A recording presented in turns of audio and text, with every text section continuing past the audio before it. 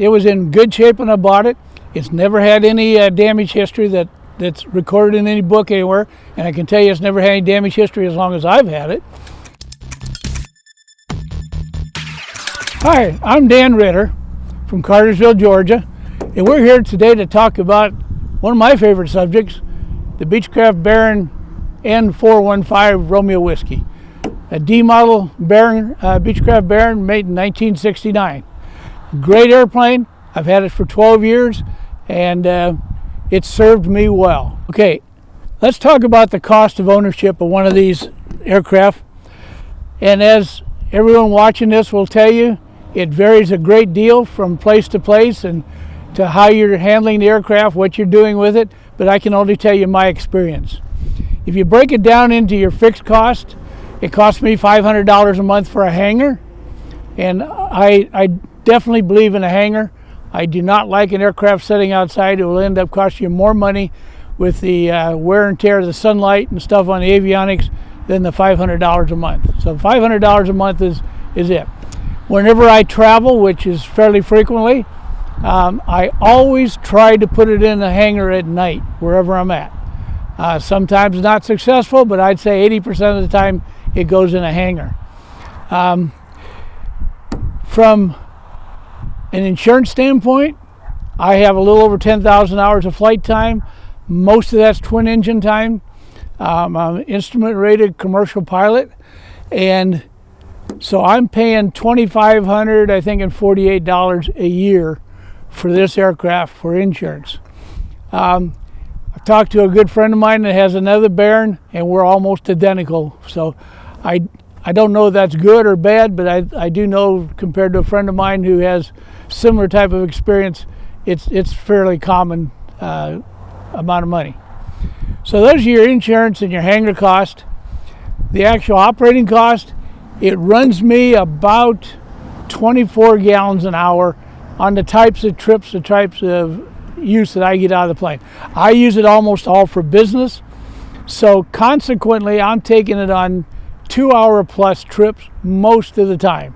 Yeah, I'll get an hour and a half trip here and there, but most of the time I'm gone 2.5, 3 hours, and that will average me 24 gallons per hour, day in and day out. If I fly 2.5 hours, I land, I take 2.5 times 24, tell the guy how much fuel I need, and I'll be within a gallon. It's that close. So it's been very consistent that way. Oil use, oil hasn't been too bad on it. I probably am running, we change oil every 25 hours, and I'm probably adding 2 quarts between oil changes. So the oil change hasn't been a big problem, or oil use hasn't been a problem. Engines, if you're going to replace the engines, you probably need to look at $28,000 to $30,000, maybe $32,000 per engine by the time you get it replaced. That's including buying a remanufactured engine and having somebody replace it. We put these engines on, they have a little over 600 hours on them. They've been great, and I ended up with about $55,000 in cost with these 2 engines when I put them on, and that's been, maybe 6 years ago, because I'm flying a little over 100 hours a year now. Annuals, we work a little bit different, maybe than some of you, in that we have what we call progressive maintenance. We don't just leave everything build up until the annual and fix everything at one time. If I come back in from a trip and I have a squawk, we fix it right then and there. The aircraft has been maintained, I would say, well above average as far as maintenance is concerned. If you had to pin me down and say what would an annual cost, I'm going to throw a number out, and I'm probably not off over a couple $100, $2,500 a year for an annual. So that'll give you a rough idea of what it costs you to operate the aircraft. Talk a little bit about what I've done with the airplane the 12 years I've owned it. And I'll probably skip a few things because there's a lot of little things that you've done along the way. But some of the highlights, we talked a little bit about when we were in the cabin about all the avionics upgrades. It was in good shape when I bought it. It's never had any damage history that's recorded in any book anywhere, and I can tell you it's never had any damage history as long as I've had it. So It's been a good airplane. Not a lot of squawks on it. We've upgraded the avionics, which we talked a little bit in detail earlier. We've put the LED lights in it. We put the rosin visors in it. Someone prior to me put the thicker windows in it for soundproofing.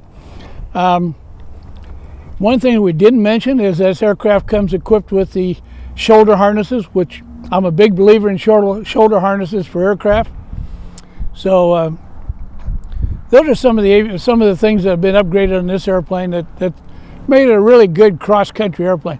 One of the things I didn't mention, this Baron is a very stable instrument platform. If you get it set up on an approach and you want to fly an approach, this aircraft will do a superb job for you flying an approach. It's just a really good, stable airplane. It's a fun airplane to fly instruments with. Well, in thinking back over the 12 years to some of the flights I've had with old 415 Romeo Whiskey, a couple things come to mind. I mentioned earlier that I've had it in a lot of the states around the United States. We've spent a fair amount of time in Montana. It does really well up at altitude in the higher elevations of Montana.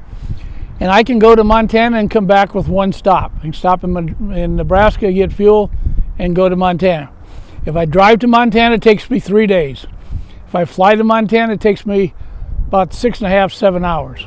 So it's a big difference. My wife and I have had some really good trips in the airplane. A few years ago, and one of the ways I use it, again, let's go back to how I use it business-wise. Very seldom, I guess I've never taken off and flown to California just to go to California. If I'm going to go to California, which I have done, it's because I've taken hops. Maybe I've gone to Kansas City, maybe I've gone to New Mexico, maybe I've gone to Denver, Salt Lake City. I've set up appointments where I can make hops, get there, take care of my business, and go on to the next place. A few years ago, we had a trade show in Las Vegas. We took off, made a call in St. Louis, another call in western Kansas, spent the night in Santa Fe, New Mexico, had a great time there, flew on into Las Vegas.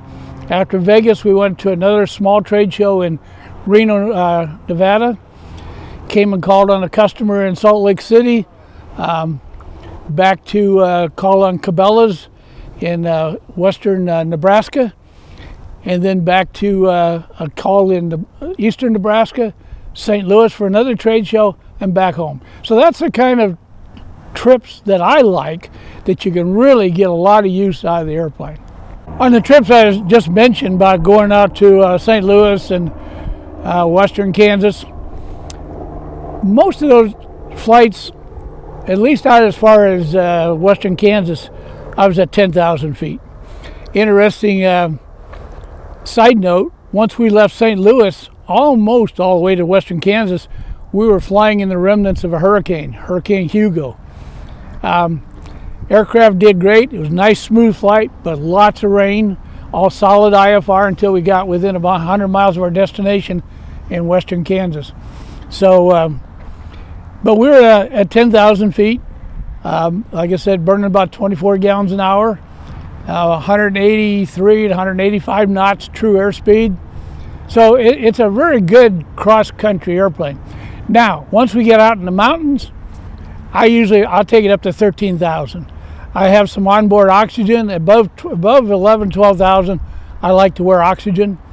And I'll take it up to 13,000. Aircraft does great up there. It has no problem at all, 13,000. A friend of mine has a B model Baron. He's had his at 15,000, says it does well. I've just never had the need to go that high. Well, I guess I've come to the point now where I'm probably going to sell the airplane. Everybody says, why are you going to sell it? You've had airplanes all your life. Well, there's actually two reasons. One, I've sold my company, and as I mentioned earlier, I really am a person that uses airplanes for business, and I use it for travel, to go out and call on customers and stuff. I'm not the guy that comes to the airport on Saturday and just goes for an hour flight to go get a hamburger someplace. So I really don't have a great need for it anymore. Secondly, I'm 77 years old, and even though I feel like I'm in pretty good shape, The FAA says I'm good enough to have a Class 3 medical. My wife says I need to hang it up. So I'm going to listen to my wife first and probably go ahead and sell the airplane. Anyone that's interested in hearing more about my story with the good old Baron, more than happy to talk to you. My number is 404-626-9300.